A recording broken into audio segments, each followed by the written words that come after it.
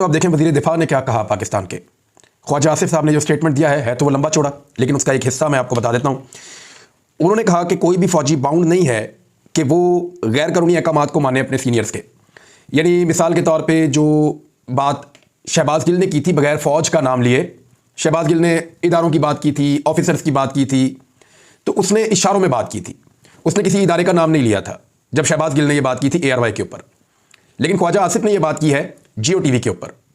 शहबाज गिल ने ARY पे की थी रात के वक्त, और जो ख्वाजा आसिफ ने की है वो Jio पे की, और वो भी रात के वक्त की है।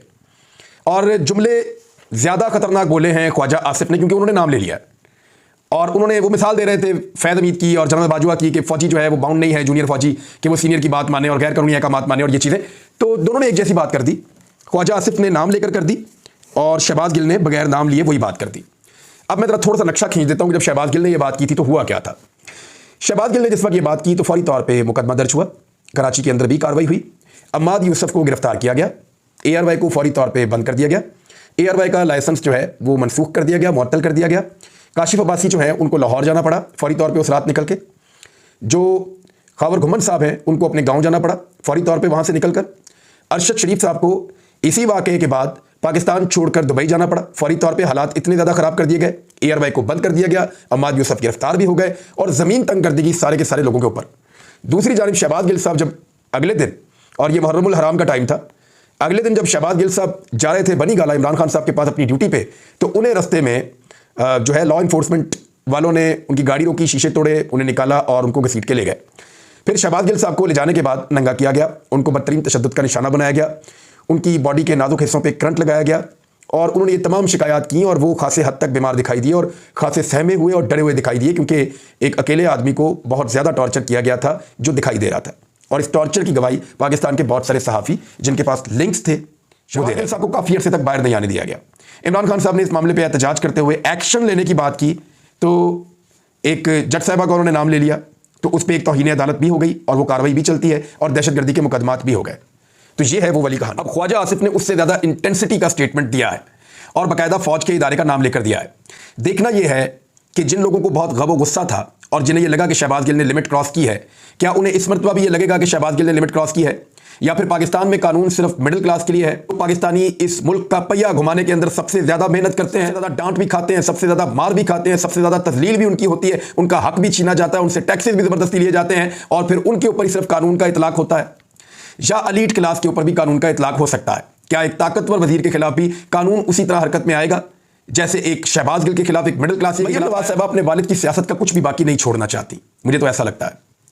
यानी मरियम नवाज साहबा ने एक नया बयानिया दे दिया एक इंटरव्यू देते हुए। उन्होंने फरमाया कि नवाज शरीफ साहब को जब वो अरेस्ट थे तो उनको जहर दिया जा रहा था। अव्वल तो इनका सारा खाना ही घर से आता था, हर चीज़ घर से आती थी, और एक मिथ ये भी बताई गई थी कि जो डॉक्टर अदनान है वो कोई चीज़ नवाज शरीफ साहब को देता था जिसकी वजह से उनके प्लेटलेट्स गिरे, और उसके बाद वो टेस्ट करवा के मियां नवाज शरीफ साहब को फौरी तौर पे मैनेज करके पाकिस्तान से बाहर निकाला गया था। और इसमें इमरान खान मुलव्विस था, और कभी ना कभी ये सच बाहर आ जाएगा। और क्योंकि जहर नवाज शरीफ को दिया गया था, तो जब हालत उनकी गैर हो गई, उनके प्लेटलेट्स गिर गए, तो फिर उन्हें पाकिस्तान से बाहर भेजने के लिए खुद ही मजबूर हो गए।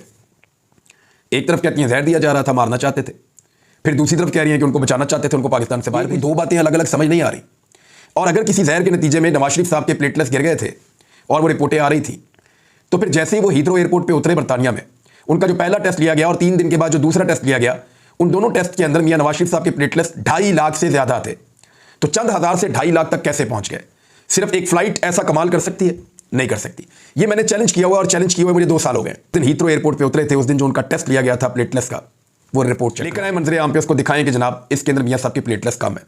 2.5 लाख प्लेटलेट्स थे, और 3 दिन के बाद दोबारा वही प्लेटलेट्स थे, और फिर मियां साहब ने उन रिपोर्टों को क्लासीफाई करवा के छुपा दिया ताकि कोई और ना देख। तो मरियम नवाज साहबा रोज़ाना एक नए लतीफ़े के साथ सामने आती हैं, और जिस किस्म की नफरत अंगेज़ कार्रवाइयाँ कर रही हैं उससे PMLN के लोग बहुत खाइफ। दावा करता हूँ कि PMLN के जो बहुत करीबी लोग हैं, जो बड़े तगड़े लोग हैं, PMLN को उनको टिकट देने के लिए मिन्नतें करनी पड़ेंगी आने वाले वक्त में।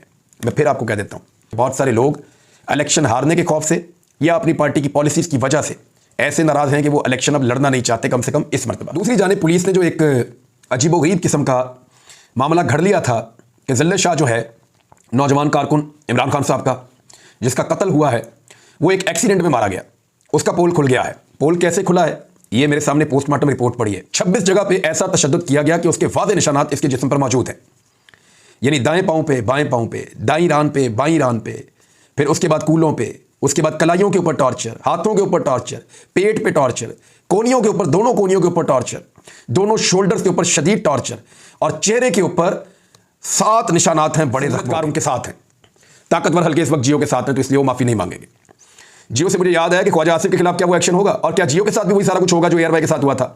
तो जवाब है कि क्योंकि जियो इस वक्त एस्टेब्लिशमेंट की तरफ से खेल रहा है, इसलिए जियो क्योंकि एस्टेब्लिशमेंट का चहीता एक चैनल बना हुआ है और पॉलिश भी है उनके पास, तो ऐसी सूरत हाल में जियो के ऊपर किसी किस्म का बैन मुझे नहीं लगता कि लगेगा, और उनको इसके नताइज का, कॉन्सिक्वेंसेस का सामना करना पड़ेगा। किया और लोगों से बातचीत की है।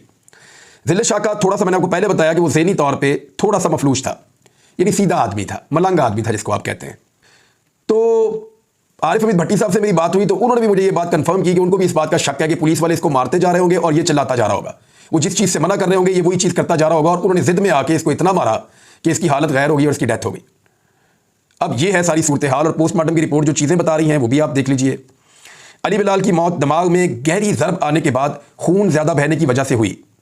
जिगर और लबलबा में खून जमा होना भी मौत की वजह बना। दिमाग में खून जमा होने से अली बिलाल का ब्लड प्रेशर इंतहाई कम हो गया था। अली बिलाल को जिस्म के हसास अज़ा पर भी तशद्दुद का निशाना बनाया गया। Very unfortunate.